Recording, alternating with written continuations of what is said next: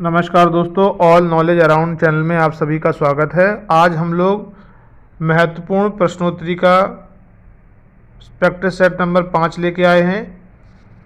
इसमें हम लोग पर्यावरण से रिलेटेड और जीके से रिलेटेड कुछ महत्वपूर्ण प्रश्न करेंगे जो विभिन्न एग्जामों में पूछे जाते हैं, खासकर TET, UP TET, super TET और केवीएस से संबंधित रहेंगे।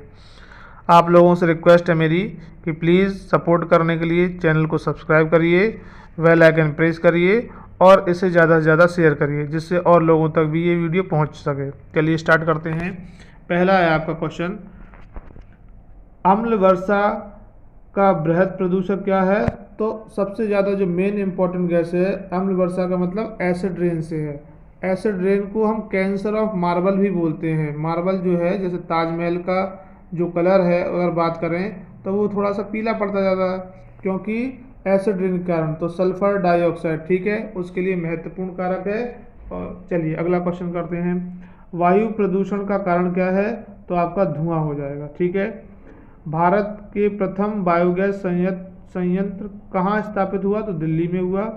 सीएनजी का पूरा नाम क्या है? Compressed natural gas. और सीएनजी का जो मुख्य घटक होता है वो होता है मीथेन। क्या होता है?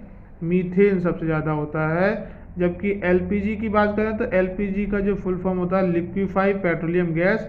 इसमें आपका ब्यूटेन और प्रोपेन होता है। चलिए आगे बात करते हैं। अगला है, सौर सेल किस ऊर्जा को विद्युत ऊर्जा में बदलता है? तो सौर सेल जो है सन से ऊर्जा लेता है, तो क्या हो जाएगा? प्रकाश ऊर्जा।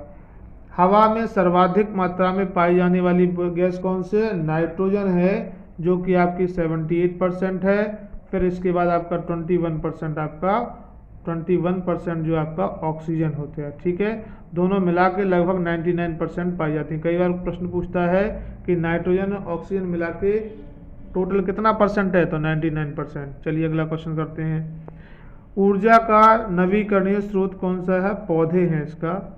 चलिए आगे बात करते हैं।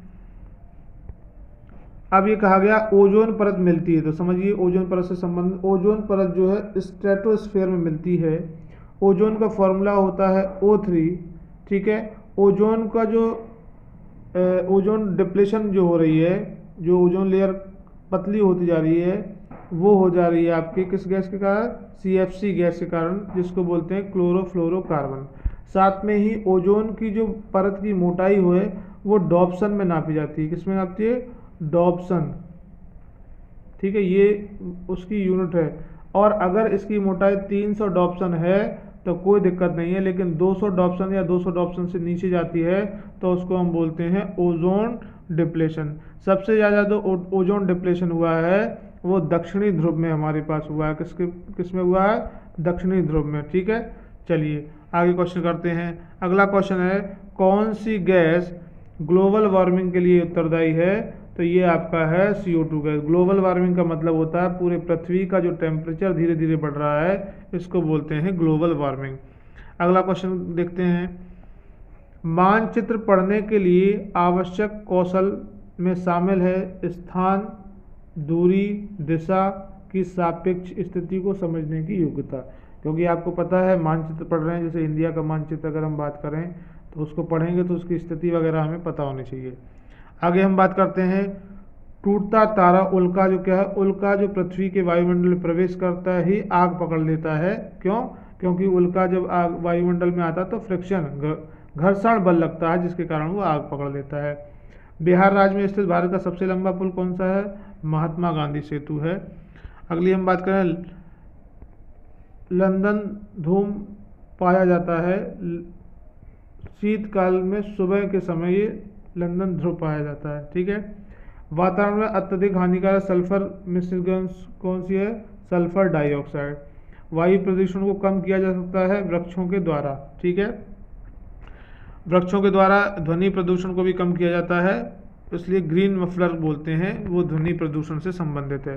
सीएनजी का कंप्रेस्ड नेचुरल गैस, और ये एलपीजी का हो जाएगा लिक्विफाइड पेट्रोलियम गैस। इसका जो मुख्य घटक होता है वो आपका ब्यूटेन और प्रोपेन, और सीएनजी का होता है आपका मीथेन। चलिए बायोडीजल तैयार किया जाता है, एक वृक्ष से तैयार किया जाता है जिसको बोलते हैं जेट्रोफा। माउंट एवरेस्ट एक भाग है नेपाल का। अगला, ऊर्जा का अप्रदूषित स्रोत है जो प्रदूषण नहीं करता है, वो आपका है सौर ऊर्जा। हमारे देश में कौन सा ठंडा रेगिस्तान है? लद्दाख, और सबसे कम वर्षा भी लद्दाख में ही पाई जाती है। चलिए, हमारे देश के सबसे लंबा राष्ट्रीय राजमार्ग कौन सा है? NH7। हमारे देश में आवागमन के लिए सबसे अधिक ऊंचाई पर स्थित राजमार्ग कौन सा है? मनाली लेह मार्ग। भारत की पहली ट्रेन कहाँ से कहाँ चली? मुंबई से ठाणे चली 1953, लॉर्ड डलहौजी के टाइम पे ही चली। ठीक है, आगे बात करते हैं। रेल परिवहन के लिए सबसे लंबा प्लेटफॉर्म अभी तक गोरखपुर है। भारत में मेट्रो रेल की शुरुआत कहाँ से हुई? कोलकाता से हुई। कोंकण रेलवे है रोहा से मंगलुरु तक। अगला प्रश्न देखते हैं। मेट्रो का प्राचीनतम नेटवर्क भारत में कहाँ स्थापित किया गया? कोलकाता में। पर्वत क्षेत्रों में रेल परियोजनाओं के लिए कौन सा गेज प्रयोग किया जाता है? तो नैरो गेज। विश्व का सबसे लंबा रेल मार्ग ट्रांस साइबेरियन रेल मार्ग होता है। आगे हम बात करेंगे मीनाम्बकम अंतर्राष्ट्रीय हवाई अड्डा, ये चेन्नई में है। न्याल सेवा एक अंतर्राष्ट्रीय बंदरगाह है, ये आपका मुंबई में है। ऐसे मर्म गोवा जो है वो गोवा में है। कांडला जिसका नाम बदल दिया गया है दीनदयाल उपाध्याय, ठीक है, ये आपका गुजरात में है। किस पुर्तगाली यात्री ने भारत के लिए समुद्री मार्ग?